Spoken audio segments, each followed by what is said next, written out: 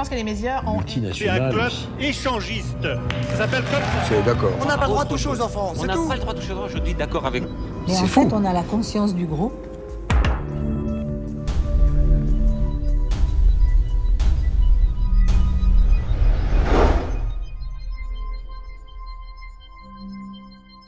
Bonjour et bienvenue à une nouvelle capsule de vérité. Raël, vrai ou faux?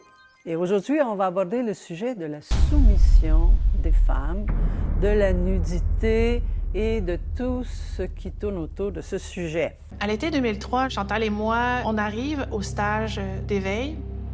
Donc là, on nous a dit « déshabillez-vous ». On nous disait « il faut se déshabiller ». Ce que vous avez vu, on arrive au stage « déshabillez-vous ». C'est faux. C'est complètement faux.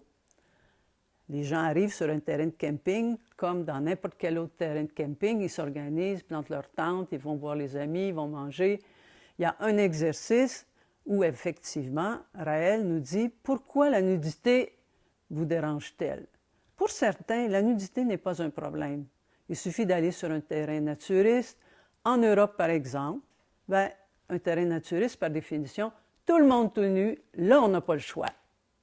Sur les terrains de camping raéliens, autant en Europe qu'au Québec, la différence, c'est que les gens peuvent être nus, s'ils le souhaitent, mais ils n'ont pas d'obligation d'être nus. Et si vous avez bien regardé les images, il y a des gens qui sont en sérénade, en train de balancer en chantant une chanson.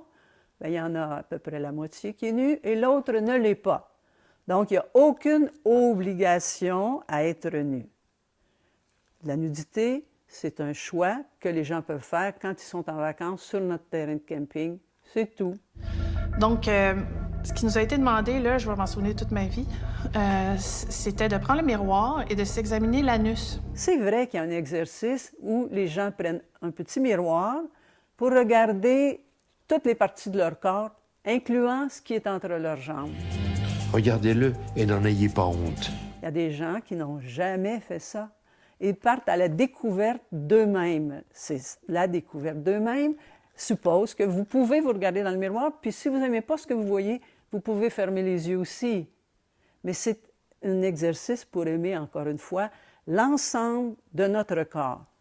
Alors, c'est une invitation à dire, voici ce que tu montres aux autres. Regarde de quoi ça a l'air. C'est tout. Sophie le suivait dans plusieurs rassemblements, mais elle était très discrète et utilisée. C'était une ambassadrice du mouvement raélien pour plusieurs activités qui demandaient de la nudité. Par exemple, elle a posé dans le Playboy. On la voit flambant nue avec un ovni en background pour faire la promotion du mouvement.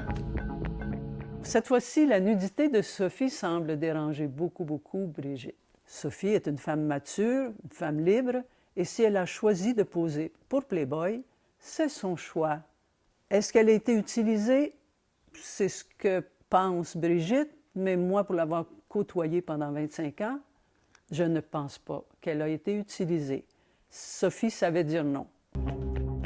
Et Sophie a vécu 25 ans à ses côtés, et du jour au lendemain, il s'en est débarrassé comme un enfant rejette un jouet usagé dont il n'a plus besoin. Raël et Sophie ont vécu en couple pendant 25 ans, ce qui est pas mal plus que la moyenne des couples maintenant.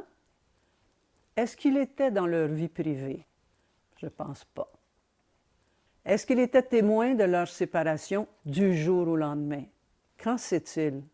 Qu'il l'a rejeté comme un vieux jouet usagé dont on n'a plus envie. Qu'en sait-il? Ce ne sont que des rumeurs et personne ne peut porter de jugement sur la relation et la fin de la relation d'un couple. Seulement les deux partenaires du couple peuvent donner leur évaluation de la façon dont ils ont vécu. Mais moi, je peux vous dire une chose, que connaissant Sophie, qui avait beaucoup de caractère et qui savait dire non, si la relation avec Raël n'avait pas été à son goût, elle ne serait pas restée pendant 25 ans. Alors, désolé, mon cher Damien, je pense que tu propages des rumeurs infondées aussi. Quand j'ai découvert l'article de Playboy, j'ai juste vu Raël comme un obsédé du sexe. Et je me suis dit, Si je veux accueillir les Elohim, je ne veux pas accueillir les Elohim comme une prostituée de luxe. Je veux accueillir, moi, les Elohim comme un guide. Je ne veux pas me soumettre et servir. Jusqu'où va-t-on, quoi?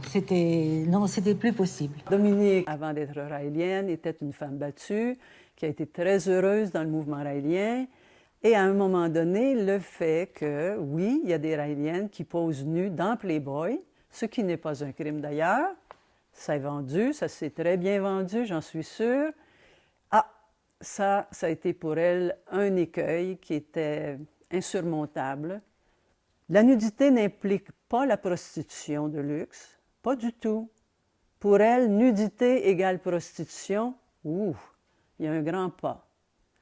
Si c'était le cas, quand on va sur un terrain de camping, toutes les femmes nues font de la prostitution de luxe. Je pense qu'il y a un gros raccourci qu'elle a pris en faisant ce jugement, mais encore là, elle ne fait qu'exposer ses propres limites.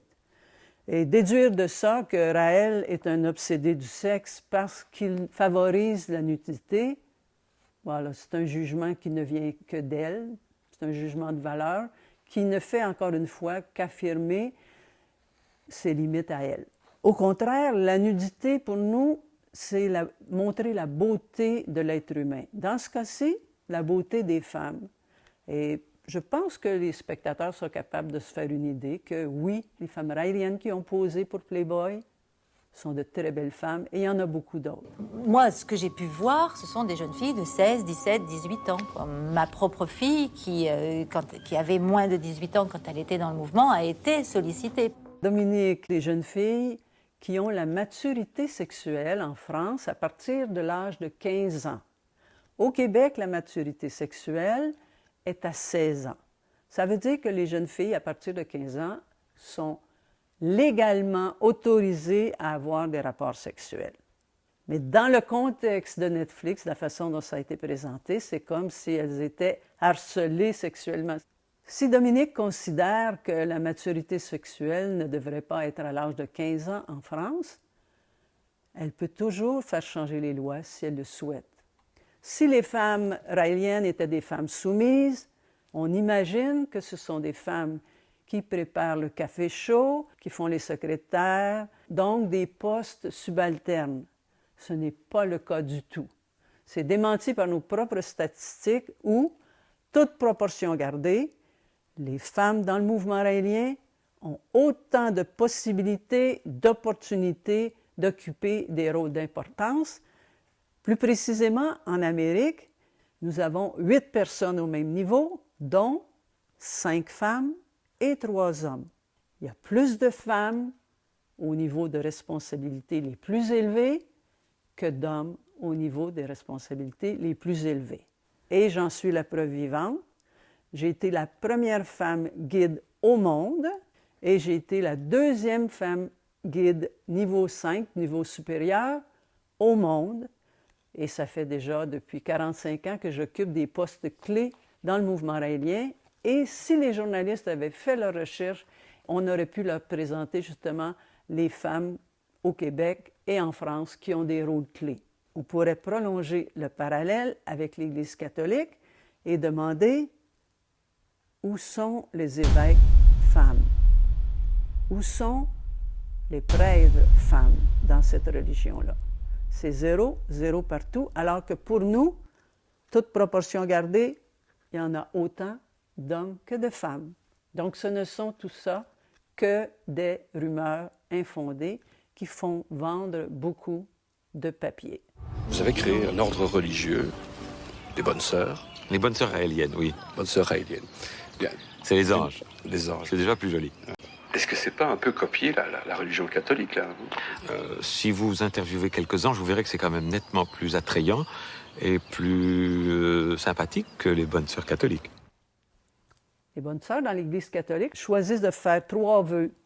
Chasteté, obéissance et pauvreté. Je les respecte, c'est leur choix. Et j'ai vu des bonnes sœurs qui ont quitté les vœux quand elles ont voulu. Les anges, elles sont toutes des adultes qui choisissent à un moment donné de leur vie d'aller dans l'ordre des anges, qui ont la liberté de sortir, c'est la liberté. Alors, si c'est OK pour les bonnes sœurs catholiques, qui attendent Jésus, qui se réservent pour lui, ça devrait être OK pour aussi les bonnes sœurs raéliennes qu'on appelle les anges. Il ne devrait pas y avoir deux poids, deux mesures. Je le respecte et j'invite tout le monde à le respecter aussi.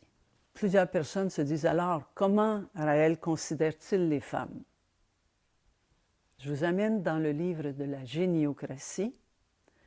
La femme est l'avenir de l'homme, disait le poète. Et il avait sûrement raison, car le monde de violence que nous connaissons maintenant est le fruit d'une succession de gouvernements presque exclusivement masculins. Et c'est peut-être un signe du ciel que juste au moment où les hommes s'apprêtent à tout faire sauter, les femmes commencent à avoir le droit de parole. On pourrait donc traduire la phrase du poète par « La femme est l'avenir de l'humanité ». Tous nos détracteurs mal informés qui prétendent que Raël prône la soumission des femmes, je pense qu'ils ont là la réponse qui les attendait. À vous de décider maintenant, est-ce que les femmes raéliennes sont des femmes soumises? Vrai ou faux? Ne manquez surtout pas nos prochaines capsules de vérité. Au revoir.